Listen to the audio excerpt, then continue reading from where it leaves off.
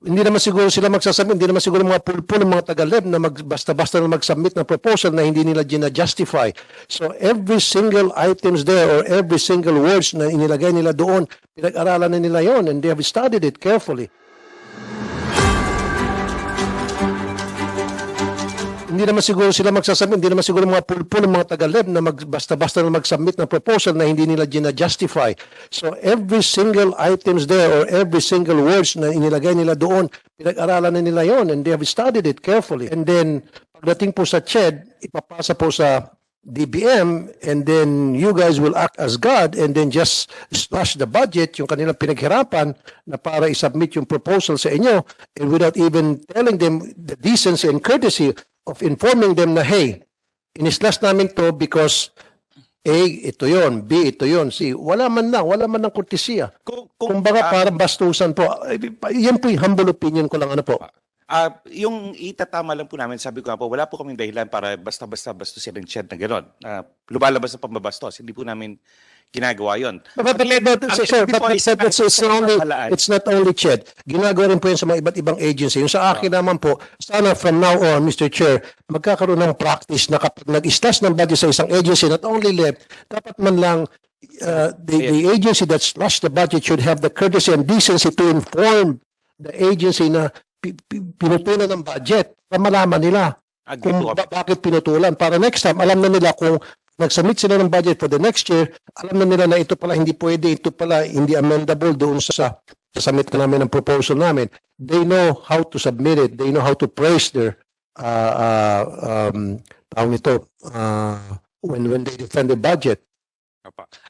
Kami po ay sumusuporta sa ganung panukala dahil kami rin po sa CHED ay talagang kinaltasan din po ng pondo, lalo ngayong taon. Yung sinasabi kong isang paraan po, pakita talaga ano ba yung posible na magawa. Kasi pwedeng manghingi ng budget pero yung kailangan mapakita yung comparison sa capacity. Nagsisisi na ako kung ba't kita ni-recognize. Pero, hindi, bibilis ako na, sir. No, we're talking about LEB. Yes, Mr. You're Chair. trying to answer a topic and a subject matter that was settled earlier already. Yes. And it's not doing any good to it, frankly. Just to continue with the points raised, on that, hindi po namin sila iniipit. Pangalawa po, there's a provision in this bill that allows the LEB control over setting up the minimum standards for feeder programs to the basic legal education program. Unfortunately, these allied programs are not defined.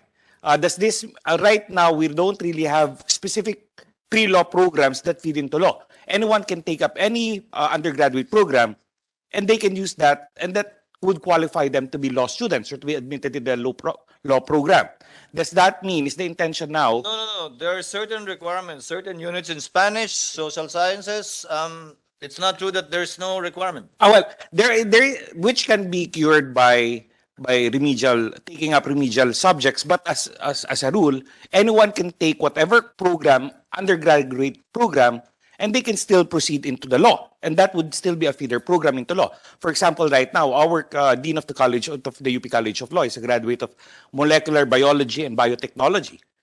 And he entered into law. What we want to be clarified here is that we have to be clear that the LEB covers only the legal, basic legal education programs. They want even the postgraduate legal education program, but the words right now, as it is written here, would allow them control over feeder programs, which could be interpreted as any other. What section are you referring to?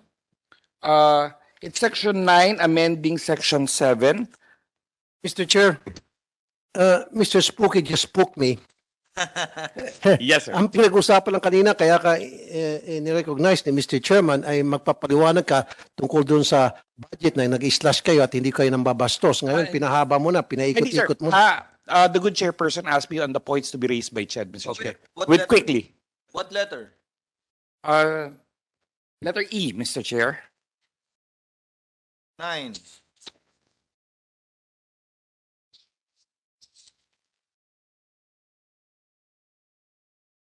I don't see any problem.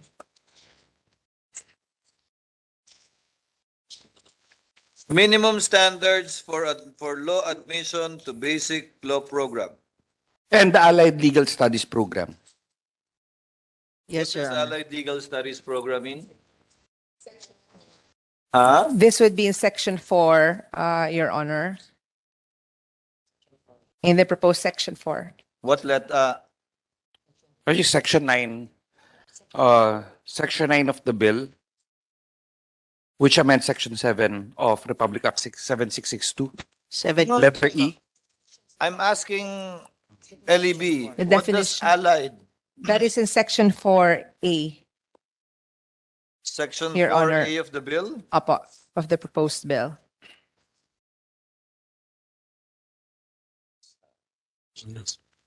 Oh, this is not the pre-law course. This is for paralegals. That's it. That's the definition of allied legal studies.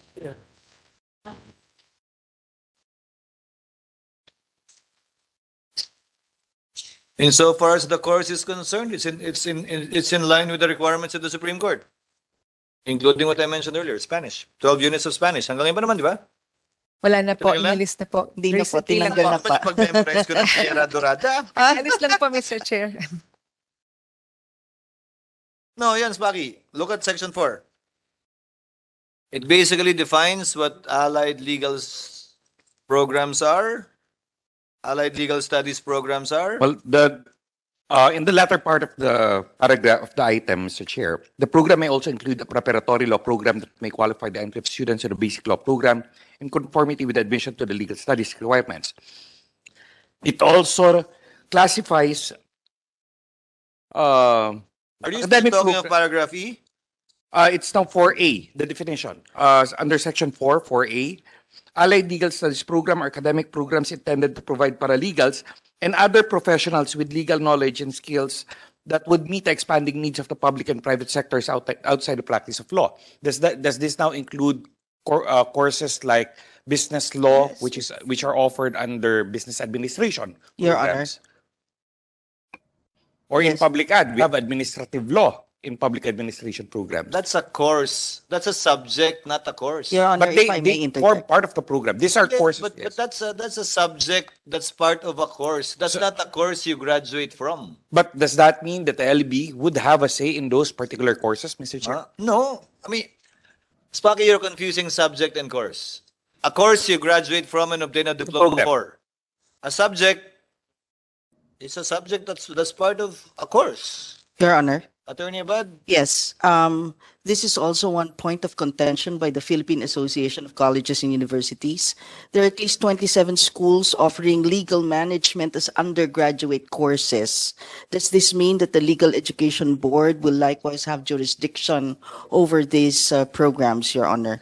Also with political science courses with major in paralegal studies or local government administration, will that be under the CHED or be under the Legal Education Board? That is what we want to clarify because there will be duplication now Chair Villanueva? of jurisdiction. Chair Trinidad, sorry. Yes, thank you, Your Honor. Your Honor, the legal management is under the business school.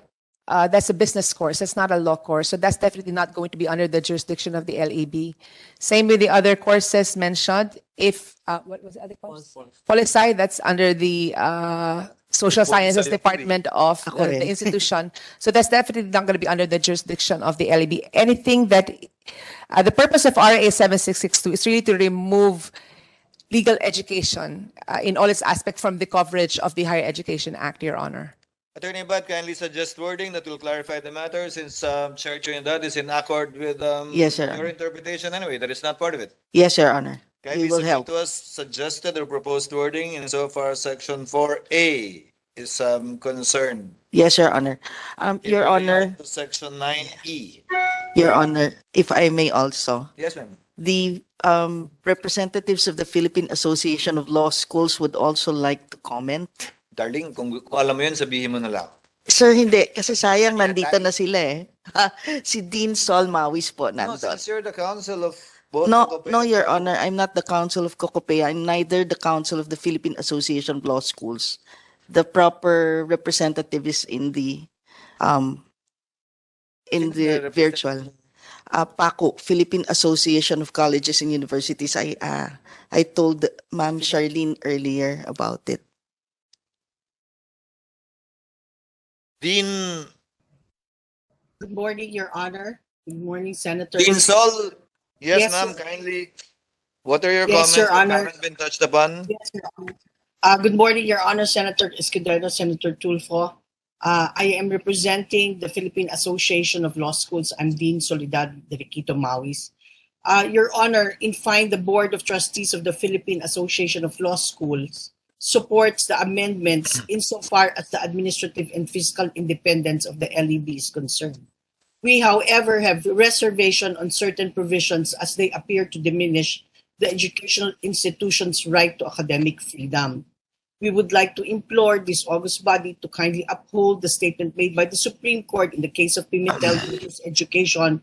Ma'am, sorry, Dean Sol, what Yes, sir. provisions are you referring to? I am referring to Your Go Honor directly.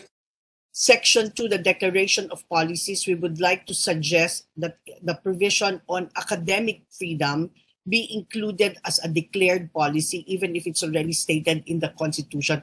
But it will give us comfort, Your Honor, if in the Declaration of Policies, academic freedom is truly recognized. Now, Nasa Constitution din naman, kakopyahin lang din, okay lang yan.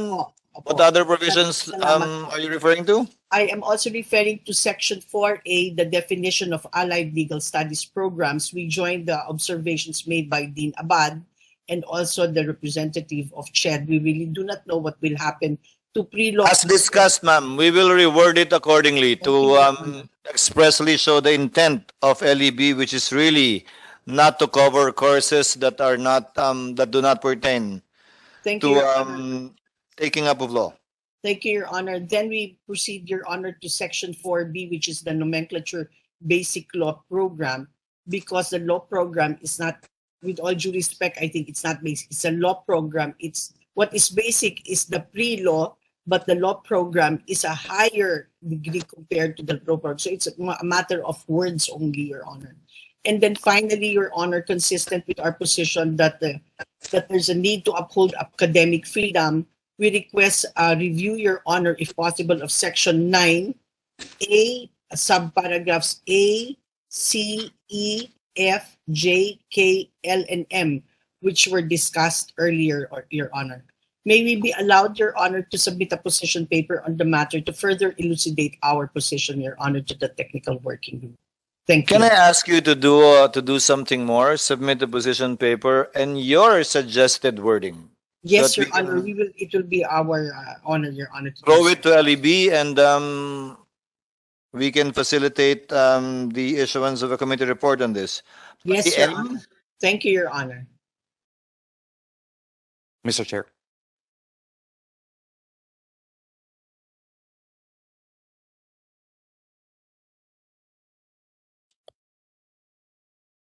Commission.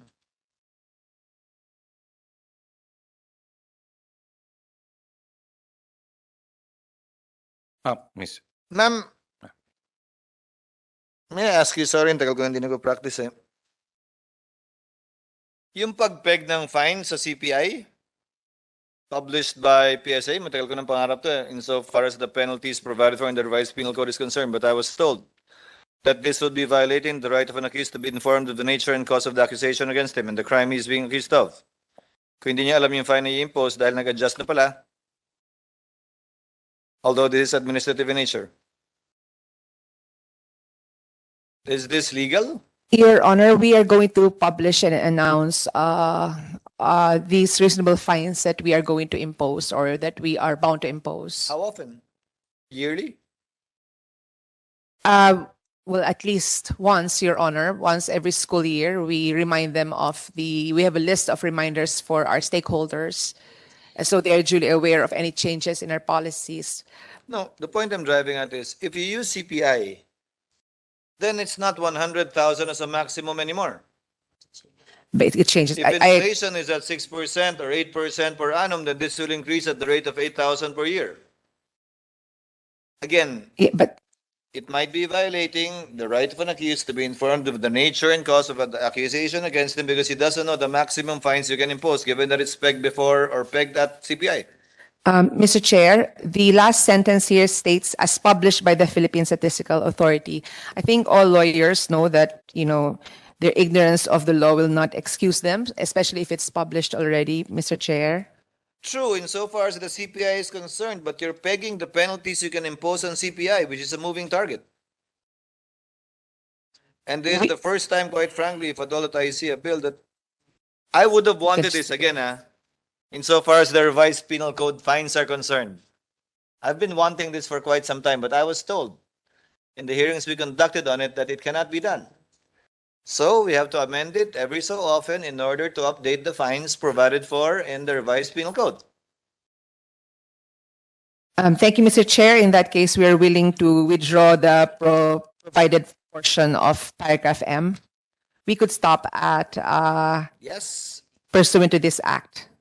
Dean Thank- Sol, please take note and include that in your submissions. Thank you, Your Honor. Yes, sir. Mr. Thank you Chair, very much, ma'am. last point Yes, Paki. on Section 5. It's a clarification. This is more on a policy of the Senate. So this is a decision of the Senate. But the implication is that the Bangsamoro Organic Law would be amended, considering that the proposal is to cover all law schools, even those in the Bangsamoro area. Mr. Chair, I'm sorry, Mr. Chair. On, The Senator Trinidad, yes. sorry, 7662 says that the LAB shall have jurisdiction over law schools, over all law schools, and it doesn't state any territory in that regard. So that should include the Bangsamoro region, Mr. Chair. Mr. Chair, if I may, the Bangsamoro Organic Law is a fairly recent law, and it actually already amended all other laws related to all previous laws passed before it. And right now, we do have a Ministry of Education in the Bangsamoro, which has jurisdiction over all educational institutions in the region. So, but this, as I mentioned, this is within the powers of the Senate, so it's really a matter of policy. Do you have a regional director for the Bangsamoro? None, Mr. Chair. We don't have a CHED regional office for the Bangsamoro. But there is a DepEd director there. It's only There is the a HECBOL. DPWH director there. There We, is a DPWH district engineer there. as far as CHED is concerned, we don't have a district, or we don't have a regional director for the Bangsamoro. Under the Bangsamoro law, all of these are under the jurisdiction now of the Ministry of Education. What we do have is an office called the HECBOL, the Higher Education in the context of the Bangsamoro Organic Law, Mr. Chair, which is an additional task to one of the directors of CHED. But we don't have a regional office in the Bangsamoro area. So what does that office do? Actually, now it's already defunct. Its term expired last December 2022, sir. It just expired. But previously, it was to provide technical assistance to the Ministry of Education on matters relevant to higher education in the Bangsamoro. More of a transition office, Mr. Chair. Point taken. It'll be considered by the committee, but it is my position, personally, actually, for the record, that law schools in the Bangsamoro area should be under LEB. It's the same law that they're practicing, if at all, except for Sharia. And that is why earlier Justice Villanueva suggested that a provision be inserted insofar as the power, function, and duty of LEB is to promote and establish the Sharia system as well.